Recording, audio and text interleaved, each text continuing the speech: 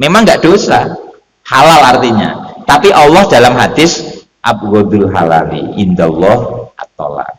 Jadi yang paling dibenci, perkara halal yang paling dibenci Allah itu tolak. Kan aneh toh Pak. Perkara halal tapi dibenci. Jadi hukum ini kadang yang ngono kuwi ya aneh. Enek perkara sah tapi haram ngono kuwi ya aneh. Saya pernah ngaji begini di Pumbur kayaknya, di masjid itu loh, masjid pasar itu. Jadi nggak terima. Lu piye Gus? Perkara sah kok haram. Ya memang beda. Ya kayak ini, tolak itu. Halal tapi dibenci. Ya terserah. Terserah Gusti Allah artinya ya. Memang kadang hukum tidak mewakili isi hati. Sama seperti ini loh Pak. Ini dalam tauhid.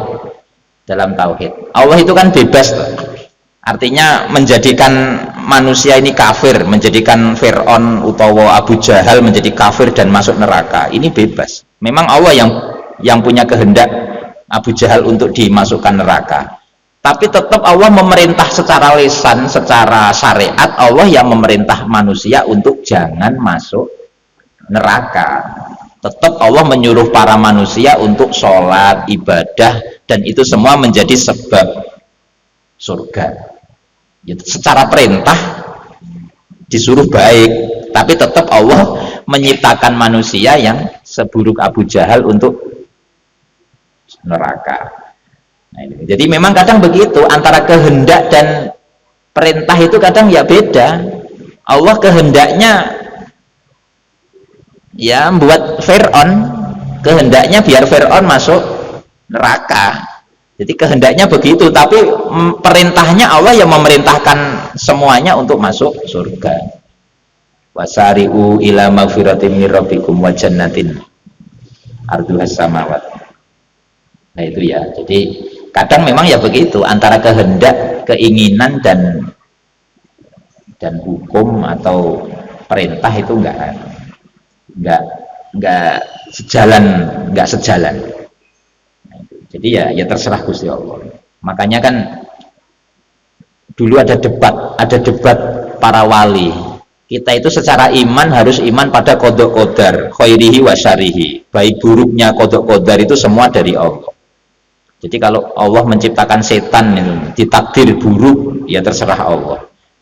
Kalau terserah Allah, mengapa ada syariat perintah untuk sholat? Padahal setan nggak sholat. Padahal ya situ kan. Ya itu jawabannya ya sama kayak tadi. Ya memang antara kehendak dengan perintah itu kadang nggak sejalan. Nggak sejalan. Contoh yang penak ya iki.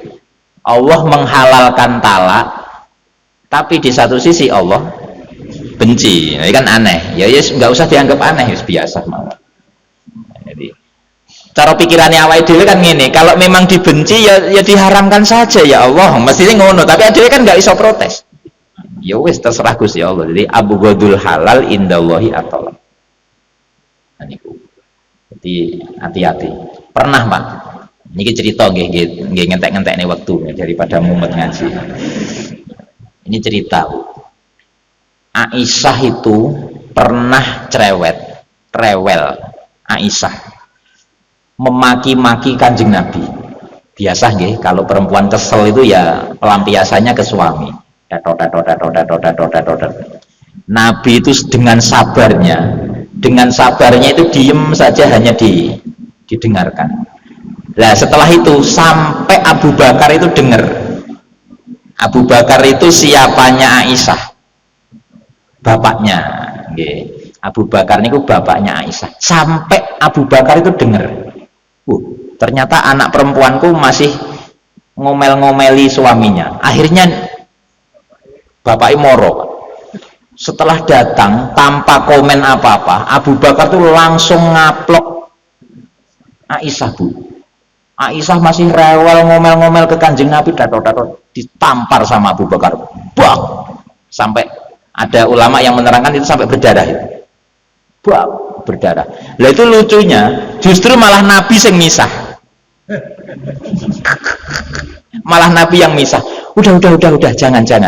Jadi akhirnya sampai Aisyah itu mendelik bersembunyi di punggungnya Nabi. Terus Abu Bakar di depannya, udah. Iki lek sabare ra koyo Kanjeng Nabi wah reneng, Pak. Kira-kira jenengan jadi suamine piye?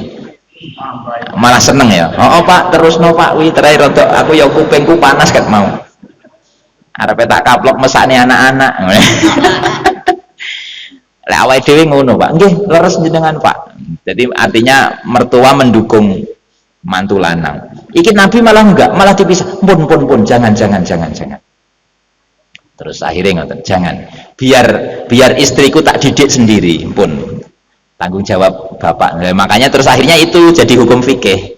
Artinya bagaimana? Ya tanggung jawabnya istri itu ada di tangan suami, bukan tanggung jawabnya bapaknya lagi kalau sudah punya suami. Yaitu Nabi terus begitu. Udah jangan. Nah, itu.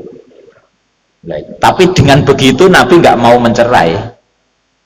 Jadi sampai sahabat itu diberitahu oleh Kanjeng Nabi. Ini menarik ya, ini kisah asmara ini, Pak. Kisah asmara. Ketika sahabat tahu betapa rewelnya Aisyah kan ngalem Aisyah, ngalem rewel, yaitu tadi sampai dikaplok abai Abu Bakar.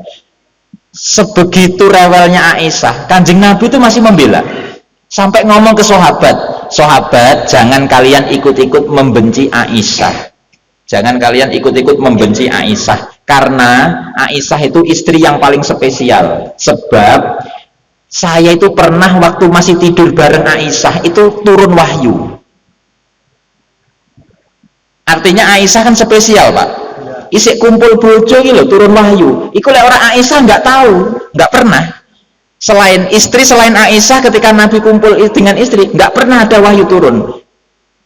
Lah wong Khadijah iki lho buka pupune tok. Malaikat Jibril ini melayu loh, Pak.